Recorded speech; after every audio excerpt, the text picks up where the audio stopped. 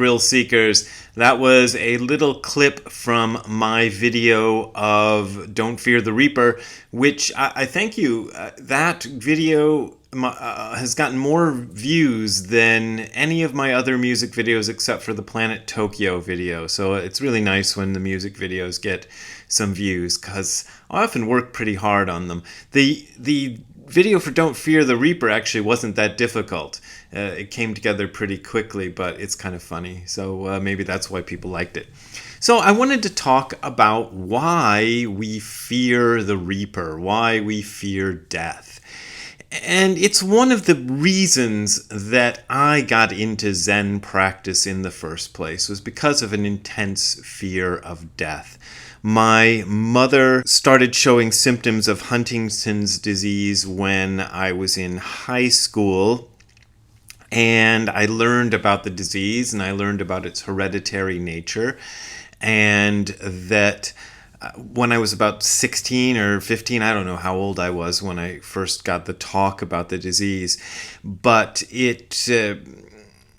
the prognosis isn't good. A lot of people who get it contract the disease in their 30s, and they probably don't really live into their 40s even.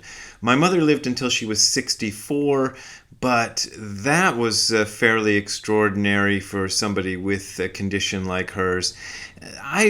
One thing I thank my dad for is that he didn't go for any of the so-called heroic measures to try to extend my mother's life even longer, because he was told she could live longer, but it would have been in a kind of persistent vegetative state. And actually one of my aunts did live for quite a long time in a persistent vegetative state because her children couldn't bear to take her off life support. My dad never did that. So in a way, it was, by the time my mother died, death was better than living. That happens often. As far as how Zen has helped me deal with the fear of death, I can say that I no longer have that persistent sort of existential dread of my day of passing that I did when I was younger. But I don't think anybody ever gets over the fear of death 100%. I know there's some people who claim to have, but it doesn't strike me as possible, because as an animal, you have a self-preservation instinct. And I think that self-preservation instinct manifests itself within the realm of thought as a fear of death. So I think as long as you have a self-preservation instinct, you're going to have some little bit of a fear of death going on. But I think this practice has been very good for me as a way to continuously sort of confront death and confront life and see them both for what they really are. And it's Halloween, and I think Halloween is, well, it's not Halloween yet. It's not Halloween Day yet, but it's the Halloween season. And that's it's that used to be a very American phenomenon, and I think it's still quite an American thing. But I remember I was in Spain a few years ago on Halloween Day, and I was really surprised to see so much Halloween stuff going on. It was interesting, and I got the impression, it's kind of spread. And I remember about the time I left Japan, I moved away from Japan in 2004, Halloween was starting to become a thing, to the extent that I forget which Ultraman series this was, but in one of the Ultraman series, we even had a Halloween episode, which I thought was funny, because at the time, Halloween... Sorry, my microphone's going weird. Anyway, at the time, Halloween wasn't as well known of a holiday in Japan as it is these days, and now it's kind of more of a thing. So Halloween is an interesting holiday. We decorated our front yard here. I wanted to do a UFO, like a crashed UFO theme, but my wife objected to that on the grounds that, number one, crashed UFOs is not really a Halloween thing, which, okay, but I mean, you could sort of justify it, I think. But also, it would cost a lot of money and take a lot of time to build a crashed UFO. You can't just buy that at Party City or something like that. So the next idea I had was a Godzilla theme, which is more Halloween-y, but again, it's too expensive and too difficult. So what we went with was a kind of cheap fake graveyard thing with the dead rising out of the graves, which was all done with stuff you can buy at Party City in the Halloween store and the dollar store. A lot of the stuff we got was only a dollar. A lot of the gravestones and things, the fake gravestones. And they're funny, you know, they say things like game over and stuff like that. I want my gravestone to have like a bat on it and say game over or something silly like that. Like I want to have like a Halloween gravestone. But the thing that's interesting about Halloween is it is a holiday that celebrates death. And my wife is of Mexican descent. She was born in America, but both of her parents are Mexican immigrants. And they do Dia de los Muertos, the Day of the Dead, which is really similar to Halloween. In Japan, there is Obon, which is a festival honoring the dead. It happens usually in August, and it's very similar to Dia de los Muertos, the Day of the Dead in Mexico.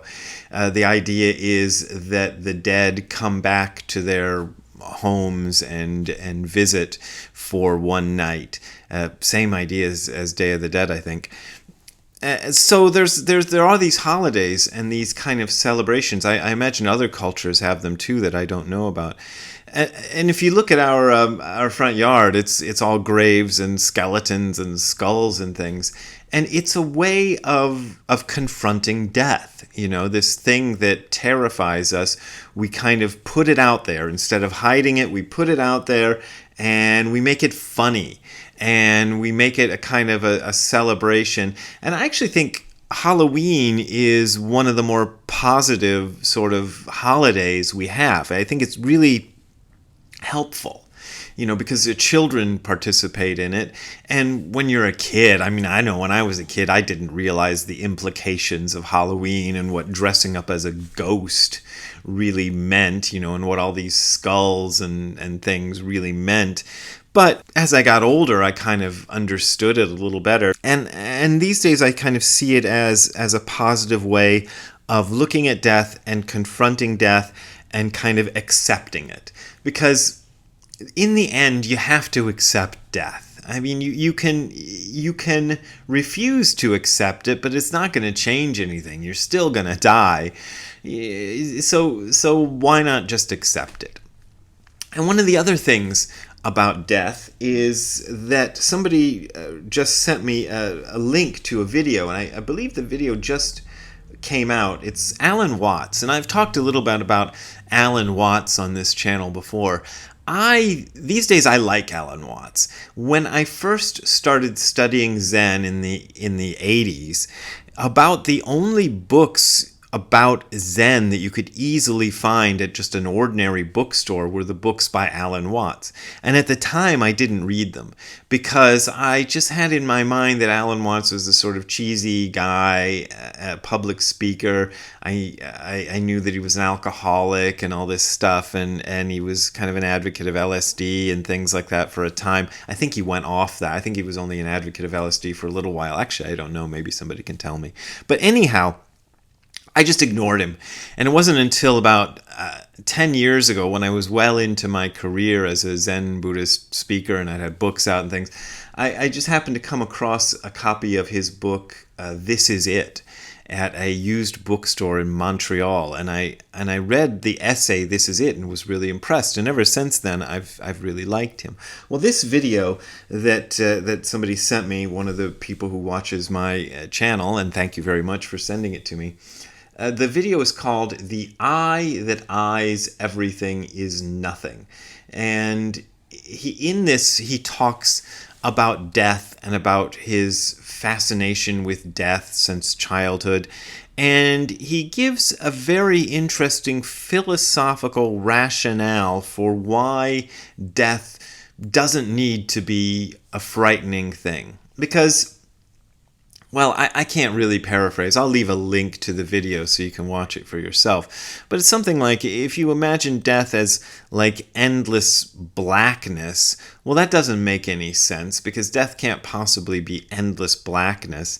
And you're not missing out on anything if you believe that's what happens after you die, is that it just ends. Then you're not missing out on anything, because if that's what happens, you wouldn't even know. But then he gives a very interesting rationale for why it doesn't even make sense to think of death as the end of everything. And it's very much based on Buddhist philosophy and Vedanta philosophy, but he doesn't reference either of those philosophies, which I think that's the thing I think Watts was pretty good at doing. He was able to express these philosophical ideas without being specifically referencing their sources, which on the one hand might be seen as disingenuous, or maybe pretending that you made them up yourself. But Watts was pretty clear about where he got his material, but he expresses it without quoting scriptures or anything like that, the way I tend to do, which is kind of maybe a fault of my writing. But anyway, we won't go there. But anyhow, he gives a good reason why you don't need to fear the Reaper. And I think it's pretty valid and pretty much worth looking at. The video's only, I think it's less than 10 minutes long, so it's worth taking a look at. So there you go. I tend to not fear death very much. I went through a little period, oddly enough, about 4 or 5 years ago, where the fear of death kind of came back, which is strange. But then that passed. So that's one of the things about fear of death. The fear of death only exists when you're in the mode of fearing death. And then you just have other times when you're not thinking about it at all. And I think if you actually look at it that way, the fear of death is just one of those thoughts that comes up in your mind. And it doesn't matter any more than any other random thought that comes up in your mind. You can just kind of leave it there and let it be as it is. And if you fear death, then that's fine. You fear death for a few minutes, and then the fear of death passes when something else catches your attention. So, big deal, the fear of death. The fear of death is no big deal. Maybe that's a good way to put it. Anyway, that's it. That's sort of my thoughts about death and fearing the Reaper. I hope that was somehow useful to some of you.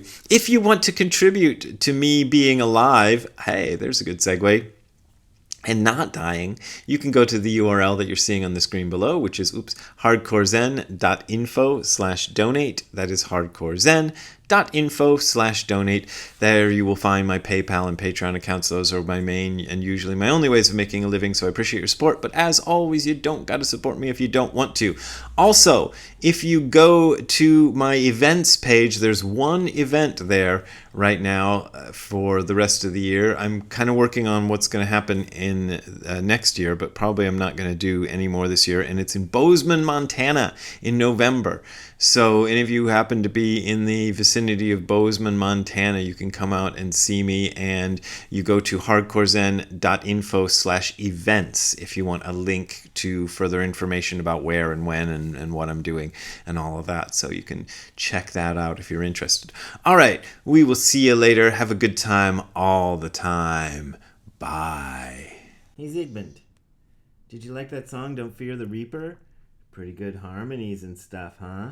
I worked hard on getting those harmonies right. That was tough. All right, well, you want to sleep. So we'll talk to you later. Bye-bye, Ziggy.